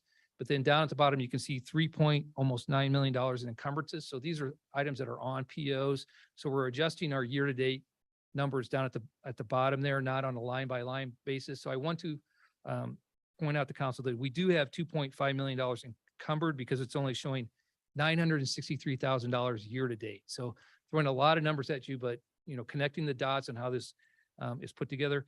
But jumping out to the right to the projected budget adjustments, $1.6 million under budget. That's the projection for capital expenditures. That's all the equipment that's basically being delayed because we can't get it for the most part. So I've discussed, we've got positive revenue trends during the current fiscal year related to inflation. There's some delayed impact that's going to be experienced from that in the form of, higher expenses for equipment that we just can't buy right now. I've mentioned several times that, we can't control expenses, but we can try to manage them. Eventually, we will be able to buy that equipment. And if we need it, we're going to buy it. There was a delay in the lake maintenance building, I believe a couple of council meetings ago. That was an example of being able to manage the expenses. Public Works decided they could delay that project because bids came in so high. Eventually, we'll have to acknowledge that we need to do that, but hopefully, prices will stabilize before we get to that point. The other item I wanted to highlight is the transfers out. Last month, that projection was $3.9 million higher. So we had discussions with council about subsidizing water, sewer, and the storm funds related to Locust Colton phases 4 and 5 project to save those funds interest expense. We were going to have to, our plan was to borrow use ARPA funds and borrow because we were accelerating Locust Colton up a bit. And we were missing a window on the IEPA loan application process. So that project just got bumped out slightly and it's going to land in FY 24 now. So that subsidy, that transfer is not going to occur. We're going to present that to council as part of the bid approval for Locust Colton. So we didn't want to just do that transfer in this fiscal year. So what that means is at the very bottom, last month, we had about a $48.6 million projected year-end reserve for the general fund. Now that's $3.9 million higher. It's 51.1 million. So if we would take out the 3.9 and then we're projecting using 3.4 million in FY 24 for subsidies to some of our other funds, that puts us down into the $43-44 million range, zooming out to FY 24, which is what was communicated during the budgetary process. Next slide, please. Enterprise funds. Just quickly, some of the dynamics. This is a very high level summary exhibit related to the enterprise funds. I'm going to start at the bottom. Many times I do this. The revenues, these are fee-based, most of the times consumption-based, except for golf and the arena revenue stream. So they track very well with our trend. So we're 92% through the year. We're slightly higher in some of those categories just because we're probably conservative on the budget from a budgetary standpoint. So the revenues are tracking. So then we go up, the dynamics of this exhibit. I just want to point out, so water, when you include POs, encumbrances, the year-to-date gain loss is 4.3 million. So if you look at the budgeted use of fund balance down a couple lines, we had almost $5 million in budgeted use of reserves for the water fund. What does that mean? Well, we were basically budgeting for the fund to lose money. Those terms aren't really applicable, but that's kind of the way of looking at it. We were budgeting to use more funds than what revenues were going to be brought in. So that's why it's negative. It was budgeted that way. Going across, sewer, storm, and solid waste all had budgeted contributions to reserves for the year. Now, sewer and storm, they accumulate reserves. So the revenues come in are higher than their operational costs, not including capital expenditures, because that difference is what's used for capital projects. Solid waste kind of goes up and down depending on recycling and some other things. And we were kind of delaying some of very large equipment expenditures there. So there was a budgeted contribution to reserves there. Golf, it's $105,000, $106,000 loss year to date. You can see there's a budgeted use of reserves of $240,000. The arena is somewhat of an anomaly because we did the transfer in this year that we budgeted for the rooftop units, but those got kicked out to FY 24. So that's why you're seeing a big positive number in the arena this year, but that's going to get utilized next year with those rooftop units where the price went up to $5 million. So that's kind of a rundown of how the budgets work, kind of a primer on use of reserves and how we put that into our budgets. It kind of plugs the hole so that we show a balanced budget, revenues matching expenditures, but those use of reserves are not real revenues. It's just the way we show our budget. So at the end of the year, you're going to see a negative in those funds where we're planning on using reserves. Next slide, please. This, like I mentioned during the last budget presentation, the website has changed for the city. So this is where these reports are located now. Government transparency budgets, view monthly budget reports, or you can go departments, finance, annual budget documents, monthly budget and finance directors reports. That's where these reports are located for the community if they want to follow along. And then I hope this is okay. I just want to express my appreciation to the outgoing council for all the time and dedication and feedback that's been provided during the many years of budgets that we've done together. So I appreciate that. So I'll pause for questions. Thank you. Questions, Councilmember Motney? Would you mind to put the slide back up on expenses where we cover the salaries?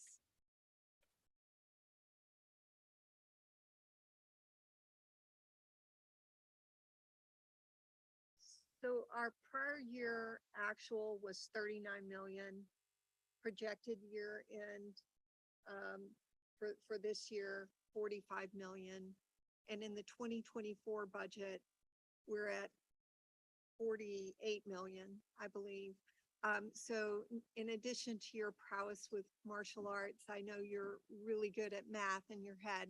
So what percentage increases that from 39 to 48 million? 25% increase, roughly. Is that right? So I guess it just caught my attention in terms of, what are we doing to ensure that we're actually gaining scale for that and that we're actually looking for opportunities to provide more value at a lower cost. I'm fresh off of spending last week at an event sponsored by Strategic Government Resources and the Innovation Alliance, Alliance for Innovation, where communities from across the country were there talking about their efforts along those lines, things that they're doing that were very inspiring to me to drive cultures of performance excellence and tracking things and ensuring that they're being accountable to that salary spend. Again, that just looked like a very dramatic increase over a 2-year period. I understand the context that's been previously provided by the city manager and the references back to 2010. I just want to point that out as a significant increase in that investment.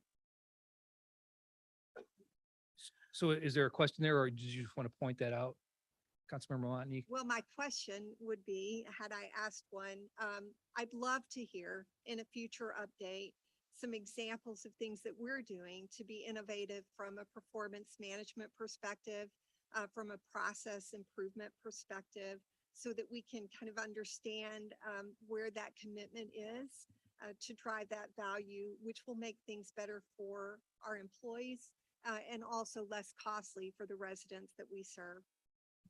Yeah, and we can certainly do that. I guess I'll make some of the staff additions will not, they will not manifest themselves in efficiency type statistics. I'll take, for example, the additions for human resources, with the recruiter and the workforce development coordinator. There's just a challenge in this environment nowadays related to staffing and retaining employees that, there's certain things like that, or they're just, it's a needs base that doesn't always, but yes, point well taken. Well, I'm glad you provided that example because that really does present an opportunity. I mean, there's a lot of research out there that shows that employees are attracted to employers who engage and empower them in building a culture of excellence. So there's some payback there for that type of an environment. Okay, thank you. Seeing no other questions, I think we are going to, Just real quick, Mr. Mayor.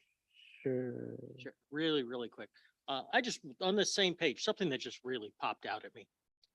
And this gets into you and your team and the work that you do. And I'm going to say the fine grain work that you do. Interest expense. You're projecting an $11 increase, that you're at this point right now that you could get down to the point and say, oh no, our interest expense is going to be $11 higher. And that just shows how fine grained, and I don't think the community really truly understands how fine grained that you can get with the work that you do. And it should really be commended. So thank you very much. Thank you. Awesome. Thank you, Scott. Great job. And I'll keep saying great job from now on, every time. Okay, I think the next item is the city manager's discussion. Thank you, Mayor and Council. I have 4 slides this evening, and the first one, Saturdays on the Square. Those are the dates, June 10th, July 15th, August 5th, and August 26th. Definitely appreciate the partnership that we have with some of the stakeholders here. Very successful events last year, and we expect the same this year. Next slide. Red carpet corridor. This occurs, I think it's May 6th. It is May 6th, that afternoon and evening. Next slide. Farmers Market, the opening day is not this Saturday, but next. Again, will be downtown, very well attended by consumers and the vendors that take advantage of this award-winning downtown farmers market. Next slide. May 1st Friday is the day before, not this coming, but next. And that will be Spring in Bloom next Friday evening.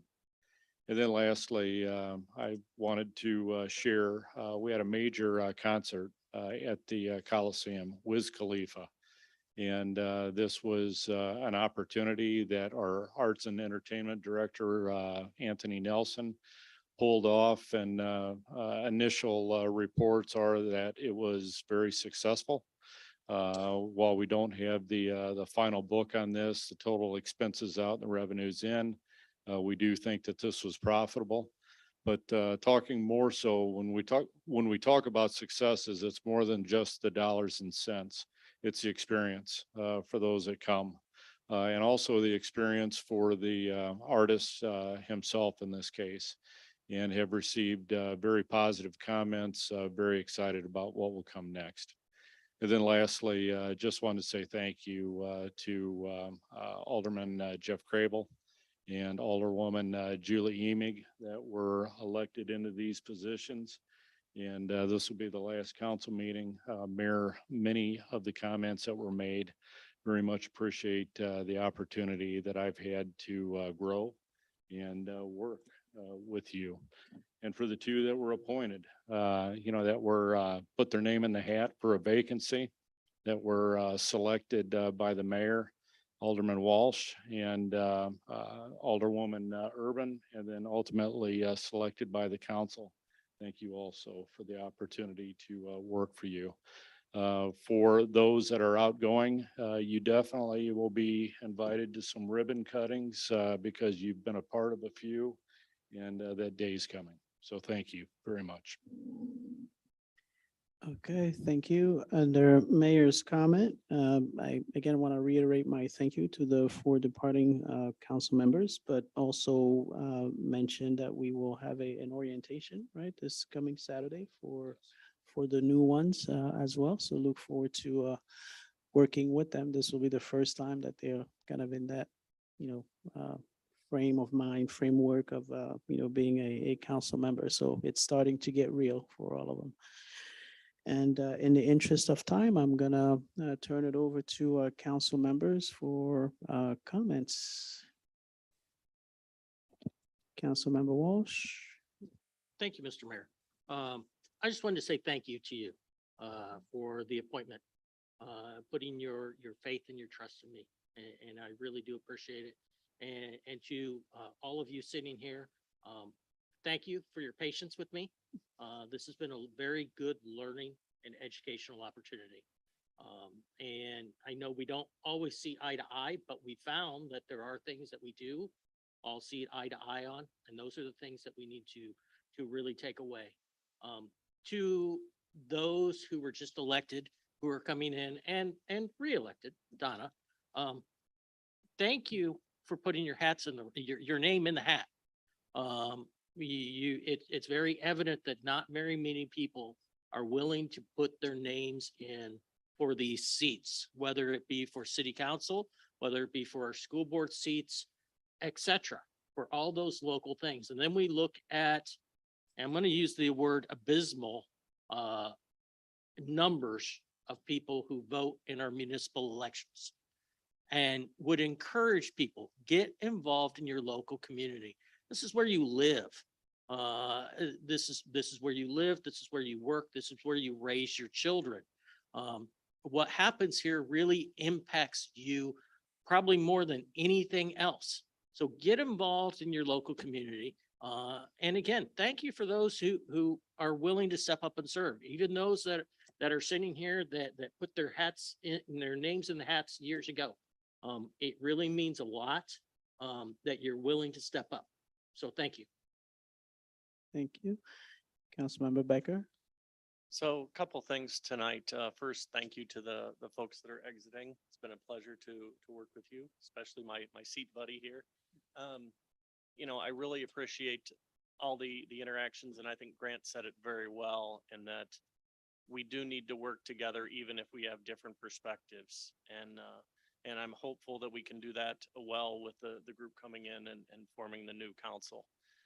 It's with that in mind that I want to mention what I did I'm trying to remember which day it was, but it was last week. I sit on the Criminal Justice Coordination Council. And there's a quarterly meeting with that council, which I think everybody really needs to understand a little bit more what happens there. Because in that meeting, lately we've been having both the criminal justice and the juvenile justice committees together.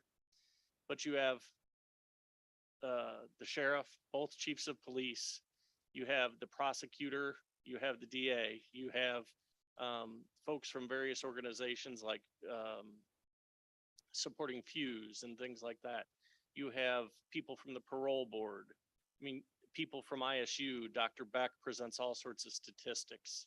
And when you look at what this group does, there's people from the right, from the left, from the middle. Every meeting that I've attended for that, there's only one concern. How do we take care of the citizens that are involved? Whether that means, do we help them out of the jail? Do we keep them in the jail? Do we manage the Pretrial Fairness Act? Every single conversation is done with grace, wisdom, and cooperation and collaboration. That group is by far the best working group that I have seen anywhere. And I just want to commend the people that are involved in that group and how well they do at putting us in a position to protect what we have in this city, to reduce violence, to take care of everybody here. They do a fabulous job. And if you look around that group, it's led by Casey Costigan right now, Judge Casey Costigan. And that group is an example that is presented not just in our state, but around the country for the good level of work that they do. And they really do a lot to prevent violence and take care of our community. So they should be commended for that. Thank you. Thank you, Councilmember Becker. Okay, and Councilmember Bolin and Montney.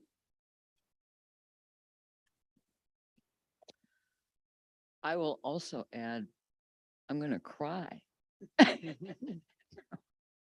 I've enjoyed working with everyone. We had a wild ride with COVID.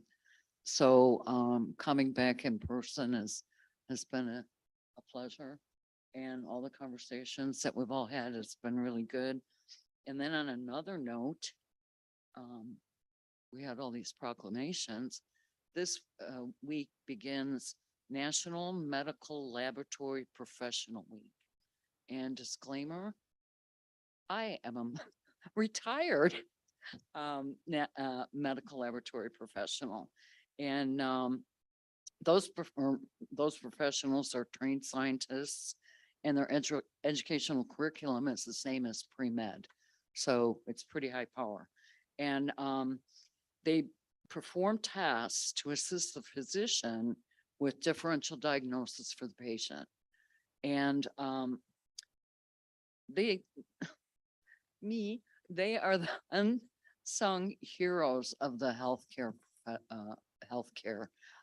Everybody sees nurses and doctors, but the lab is usually in the basement, just churning along, doing their work. So I appreciate all the work that they do. And I do think that the staff in the hospital does too, but I just wanted to throw that out to the community. Thank you. So you have Councilmember Montney and then Councilmember Crumpler and Craybill, last but not least. Not last, but not Go ahead. I Oh, too just mhm. wanted to say thank you to my outgoing colleagues here. It has truly been a pleasure to learn from each of you, and every one of you I've learned so much from. And we all share in common our care for this community and the diversity that we bring, the diversity of our experiences, our backgrounds, and our thoughts makes our decisions better. I'm very grateful. I know how much of a sacrifice it is time-wise, and wow, I mean, looking across here, you've all put so much time in, and I just wanted to thank you for your service and for all you've done to help educate me along the way. Okay, I think we're going with Councilmember Crumpler. Oh, thank you, Mayor. Same here. I've benefited from the four of you, your counsel, your collegiality, and your sense of humor. You've made an incredible difference for this community, and you will be missed. And then I'd also like to thank the Bloomington Fire Department. If you read Panagraph recently, you noticed that they responded to an apartment fire on Hall Court. 1 child and 6 cats were rescued. No lives were lost. And it just reminded me that firefighters risk their lives daily, and we are fortunate to have these dedicated professionals serving our community. Thank you. Thank you. Councilmember Craven. Could I defer to Julie? Sure. Councilmember Emig. Oh, you want to go? Okay. All right. It has been an honor to serve both Ward 4, including Precinct 9, and the city of Bloomington for the past 4 years. When you count it up, it's about 135, 140 meetings in 4 years' time. I did miss 12, and I'm sorry about that, but I came back and I'm glad that I could finish my term. In preparation for these remarks, I skimmed through my inbox, jumping from topics as disparate as how to establish a goose crossing, engaging local laborers and fixing a driveway that an elderly resident could not manage, mediating noise violations and all sorts of other concerns from a myriad of neighbors, helping families find or gain access to city services, and collaborating with community groups during the height of the COVID epidemic, which happened maybe a year and some change into my service. That really gave us an opportunity to become leaders of an upside down world. And in so doing, I forged stronger relationships with other community leaders and elected officials in the county and the town. And one of those outcomes that I'm particularly proud of is that we were able to recommend and study a proposal for how to address homelessness in this community that is still out there percolating. I also congregated with residents at a local brewery to generate a green infrastructure proposal for mitigating future flooding. And this was after I personally had hauled sewage-filled baby clothes and family photos out of my own basement while working to expedite sewer separation and the construction of water retention basins, because I think the era of 100-year floods, unfortunately, is over. Not that floods are ever good, ask Noah. I'm also proud of influencing new policy with my colleagues for the revised ADA transition plan, championing revised zoning for small development and infill. If you haven't checked out the Bloomington Revivalists, look for them on Facebook. I'm proud that we dedicated significantly more funds to sidewalks and streets, and I'm looking forward to an approach of what a resident calls brick back Bloomington. I supported from day one. The first goal I shared with the wonderful city manager to the left of me was the need to transform our public library into a community oasis. And back in the day, you may remember we had to compromise on how we were going to deal with the implementation of the legalization of recreational cannabis. And now more recently, how to designate ARPA funding across the community. I agree with all of my colleagues up here debating and finding opportunities with each other. Every one of you and every one of you that I worked with from 2019 going forward, I could have a conversation with each of you, including Mayor Mboka, when he was just a lowly alderman as myself. That we are a city of diverse people, backgrounds, stories, and perspectives. I believe that productive tension is a good thing for us all. Keep up the debate. But as I learned when they discovered a brain tumor and I had a craniotomy, my prognosis is excellent. Keep your perspective. Do that as much as you keep up the debate. And finally, I cannot thank city staff and leadership for the ability to balance vision with pragmatism. That is a feat, and you do it remarkably well. And as I say often, even when I'm in debate, I think the city of Bloomington is going in the right direction. So I thank you for that. Well, thank you. See, in my comments about you, I said that you're always well researched. And- Yeah, I can't help it. It's what I do. Yep, so that's awesome. And Thank I'll you. see you all around the Museum Square. Yes, definitely, I'm looking at those. definitely. Saturdays on the square. Saturdays on, and the farmer's market and all of that. Yep, good stuff. Route 66. Okay, last but not least. Yeah, no legal arguments here. No, none. Okay, go ahead. Thank you, Mayor. It was an honor to serve the people in my ward and the entire city, especially those who are marginalized. The city council represents everyone, no matter where you come from, who you are, who you love. The strength of Bloomington is diversity in its people. Just look at the diversity in our audience tonight. I like how we make sure we recognize all members of the community and what they celebrate, again, like we did tonight. We need to continue to be welcoming to all. The city is in good hands. Tim, Billy, Jeff, all directors and the employees do a great job for the community and making the lives of us city council members easier. Thank you. During my 4 years, we made big strides in finishing long festering projects like expanding the library and replacing O'Neill Pool. When you invest in the community and the people, you see the city blossom into one of the happiest places on earth. One of the things I love about our meetings is how we handle public comments. Basically, you can come in up to the last minute almost, sign up, and talk about any subject you want, whether it's on the agenda or not. We give people a voice, and that is not always the case in public bodies, including one that also shares our space here. You saw what a powerful impact public comment had on the completion of the Locust Colton project, or the acceleration, I should say. I remember meeting with 50 plus residents in a driveway in Eastgate community after many of their houses had been flooded with not only water, but sewage. They asked me how they could help me help them. I said, just come to the public comments and share your stories, your heartache, your emotions. It worked. I'm excited on where the city is going with regard to improving downtown and investing in the west side. We have a great downtown because we have business owners who have invested in its success.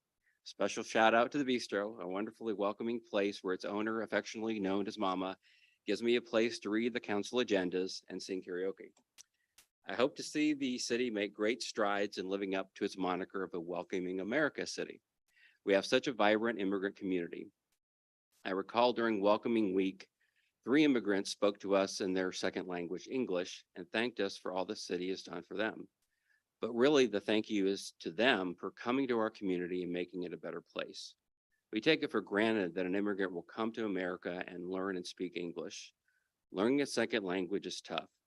Compare that to the people that were born here, and just looking at the little research myself, only 26% of American adults were capable of holding a conversation in another language.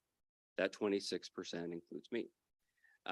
Thank you to all the council members I've worked with over the last 4 years. We have disagreed on some big things, but if you think about it, with the consent agenda, we agree on about 90% of the items that we vote on. A special thank you to Alderwoman Julie Emig. We made it through all 4 years. She has inspired me with her passion for this community, her kindness to her constituents, and all the research she puts into every meeting. Julie, I'm so glad you've made a full recovery. And lastly, to the person that started me in this journey, a mi compañera en el crimen, he peleado la buena batalla, estoy cansada y quiero irme a casa. Nos vemos pronto, amiga. Thank you. Okay, thank you very much. And I think this is a good point to ask for an adjournment. I'll make a motion to adjourn. Okay. And I will second that because I'm done. Okay, awesome. All those in favor signify by saying aye. Aye. Aye. Okay, we are adjourned.